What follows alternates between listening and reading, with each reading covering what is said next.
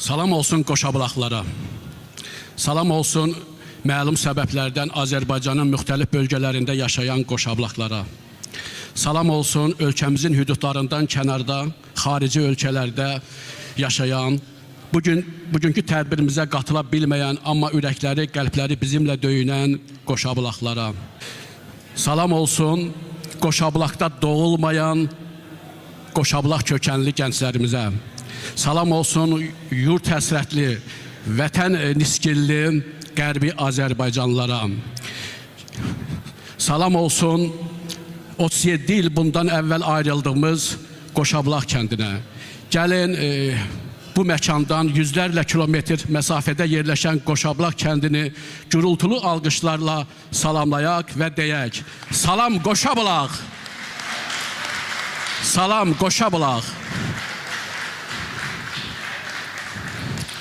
Düz 37 ildir ki biz Qoşabılaq kəndindən, doğma kəndimizdən ayrılmışıq.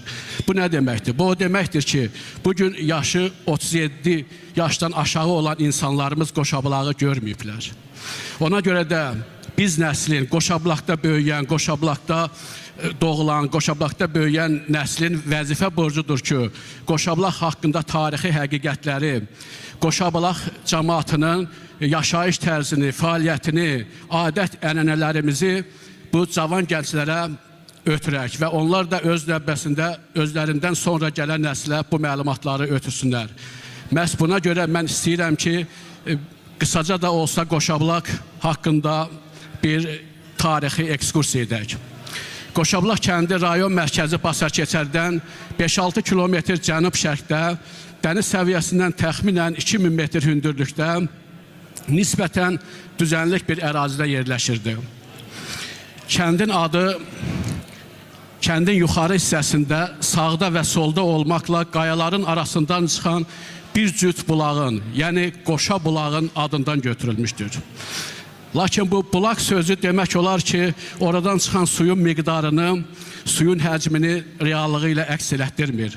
Sözün əsl mənasında oradan 2 ədəd çay axırdı və bu bulağın suyu ilə kəndimizdə olan bütün əkin sahələri, tütün sahələri, hamının həyətində olan ağaçlar, hamısı bununla sularılırdı. Hətta belə söyləyirlər ki, bu iki bulağın suyunu birləşdirəndə vaxtı ilə həmən kənddə olan 10-a yaxın su dəyirmanını eyni vaxtda işlətmək mümkün olurmuş. Qoşabılaq qədim tarixi kənddir və orada 3-cü, 5-ci əsrlərdə qədim Alban türklərinin yaşamasını sübut edən çoxlu dəlillər vardır. Köhnə klub deyilən yerdə, daha doğrusu onun arxasında böyük daşlardan ibarət olan Alban məscidinin qalıqları qalmışdır. Kənd mağazasından 20-30 metr məsafədə yenə köhnə klubun yaxınlığındakı qəbristanlıqda olan məzar daşlarının üzərindəki qrabar əlifbası ilə olan yazılar onu sübut edir ki, həmən dövrdə burada qədim Alban türkləri yaşanmışdır. Kəndimizdə 1988-ci ildə təxminən 2000 nəfərə qədər əhali yaşamışdır və əhalinin əsas məşğuliyyəti tütünçülük, heyvandarlıq, maldarlıq, arıçılıq, xalçaçılıq idi. Və yay aylarında kəndin cəmaatı kəndimizdən təxminən 20 kilometr məsafədə olan yaylaq yerlərinə köç edərdilər.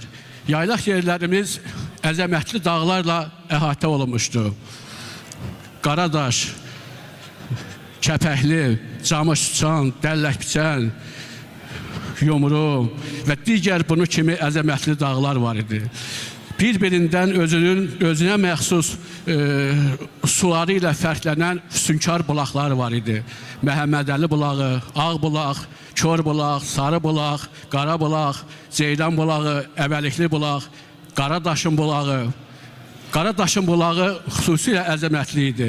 Adətən bulaq deyəndə çökək yerdən çıxan bir su hövzəsi başa düşülür. Amma Qaradaşın bulağı hündür bir dağın zirvəsinə yaxın olan hissədən çıxırdı və bu onu və bu onu daha əzəmətli edirdi. Buna görə də həmin bulağa sitayiş olunur və onun ətrafında qurbanlar kəsilirdi. Mənim yaxşı yadımdadır ki, onun suyundan içmək üçün biz mütləq gül çiçək dərib onun suyun içinə atırdıq və yaxud qəpik atıb ondan sonra içirdik. Qoşablaq cəmaatı düz 4 dəfə deportasiyaya məruz qalıbdır. Birinci deportasiya 1905-1907-ci ildə baş vermişdir və həmin deportasiya vaxtı kəndin əhalisinin bir hissəsi Şəmkir və Goranboy rayonlarına köç etməli olmuşlar. İkinci deportasiya 1918-1920-ci illərdə baş vermişdir və bu deportasiya zamanı kəndin əhalisi əsasən Şəmkir, Kəlbəcər, Gədəbəy və Samux rayonlarında məskunlaşmışlar. Üçüncü deportasiya 1948-1953-cü illərdə baş vermişdir. Həmin dövrdə kənddə yaşayan 120 ailədən 70-i məcburən Tərtərin Borsunlu kəndinə deportasiya edilmişdir. Onlar burada yerli iqlim şəraitinə uyğunlaşmadıqlarına görə bir müddətdən sonra geri qayıtmışlar və yalnız 2 ailə orada yaşamağa davam etmişdir.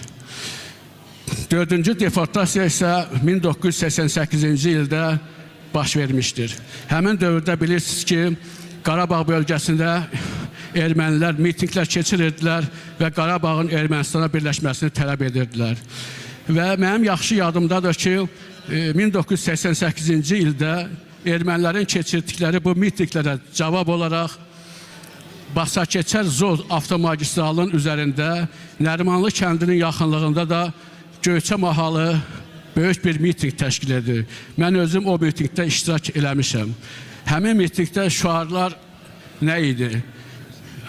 Dağlıq Qarabağ Azərbaycanın ayrılmaz tərkib hissəsidir. Göyçəyə muxtariyyat.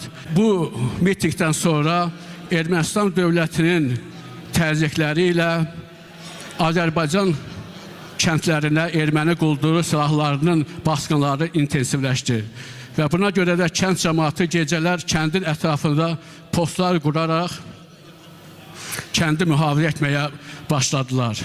Amma qüvvələr nisbəti bərabər deyildi. Və nəhayət 1988-ci ilin noyabr-dekabr aylarında bütün qərbi Azərbaycanlılar kimi Qoşablaq cəmaatı da köçməyə məcbur oldu. Qoşablaq cəmaatı əsasən Azərbaycanın İsmayıllı, Göygöl, Tərtər, Şəmkir, Yevlax, Zaqatala rayonlarına, o cümlədən Bakı, Mingəçevir və Gəncə şəhərlərinə köç etdilər. Baxın, görün, çox da böyük olmayan bir kəndin əhalisi neçə yerə parçalanmış oldu. Hələ xarici ölkələrə hələ köç edib yaşayanları demirəm. Və bunun nəticəsidir ki, indi kənddə bir-birinə doğma olan, bir-birinə qohum olan, qonşu olan insanlar bir-birindən ayrı düşdülər.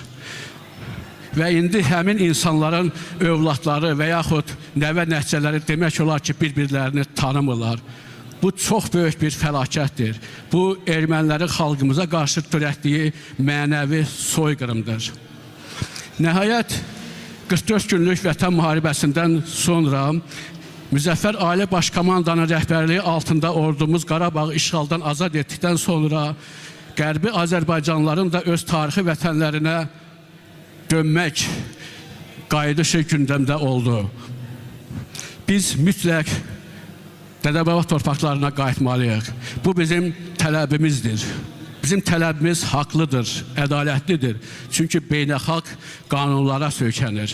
Və inanıram ki, bütün Qoşablaqlılar, eləcə də Qərbi Azərbaycanlılar öz Dədəbaba yurtlarına qayıdacaqlar. Mən kəndimizə qayıtmaq istəyirəm. Mən Qoşablağın havasını udmaq istəyirəm. Mən Qoşablaqlarının suyundan içmək istəyirəm. Mən dağıdılmış Qoşablağın bərpa olunmasında iştirak etmək istəyirəm. Mən bir yol mühəndisi kimi, mənim də vəzifəm o olar ki, kəndin dağıdılmış yollarını bərpa edəm. Və bunu çox vicdanla, səmimiyyətlə edərəm. Sağ olun, Qoşablaqda görüşmək ümidi ilə xoş qalın. Çox sağ ol dəyərli qardaş. Allah arzumuza çatdırsın. Hamımızın arzumuzdur.